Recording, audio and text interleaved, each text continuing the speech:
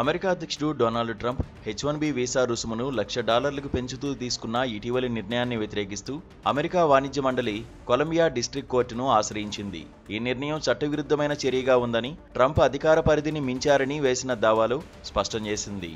H-1B వీసాలపై ఆధారపడిన వ్యాపార సంస్థలపై ఈ మార్పు తీవ్ర ప్రభావం చూపుతోంది.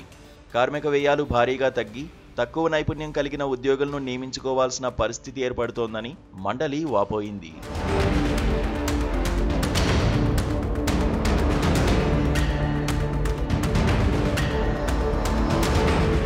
ఇప్పటికే పలు ఉద్యోగ సంఘాలు ఈ ఫీజు పెంపును వ్యతిరేకిస్తూ కోర్టులను ఆశ్రయించాయి. 3 లక్షల మంది వ్యాపారులకు ప్రాతినిధ్యం వహిస్తున్న ఛాంబర్ ఆఫ్ కామర్స్ ఈ సవాల్ చేయడం గమనార్హం. సెప్టెంబర్లో తీసుకున్న ఈ నిర్ణయం టెక్, ఐటీ రంగాల్లో పనిచేసే భారతీయులకు ప్రతికూలంగా మారింది. భారతీయులకు 2028 వరకు డైవర్సిటీ వీసా లాటరీ అవకాశం లేదు. అమెరికా డైవర్సిటీ వీసా లాటరీలో భారతీయులకు 2028 వరకు పాల్గొనే అవకాశం లభించదని సంబంధిత అధికారులు పేర్కొన్నారు. గత 5 ఏళ్లలో అమెరికాకు తక్కువ వలసలు వచ్చిన దేశాల దరఖాస్తులను మాత్రమే ఎంపిక చేస్తున్నారు. ఏటా 50,000 మంది లోపు వలసలు రావడం వల్ల అలాంటి దేశాలకే ప్రాధాన్యత ఇస్తున్నట్లు తెలుస్తోంది.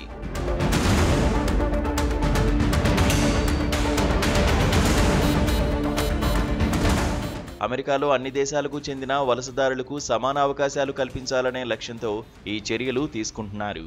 భారత్, చైనా వంటి దేశాలు ఈ లాటరీ నుంచి మినహాయింపు కోరడంతో లక్షలాది మంది భారతీయుల కలలు ఆవిరయ్యాయి. ఈ మార్పులు అమెరికా వలస చట్టాల్లోని డైవర్సిటీ సూత్రాన్ని బలోపేతం చేస్తాయని అధికారులు చెబుతున్నారు. ఈ 2 నిర్ణయాలు అమెరికా వలస విధానాల్లో పెద్ద మలుపు తిరిగినట్లు కనిపిస్తోంది. భారతీయ వలసదారులు, ఐటీ వృత్తిదారులు ఈ మార్పుల నుంచి ఎలా ప్రభావితమవుతారో ఆసక్తికరంగా ఉంది.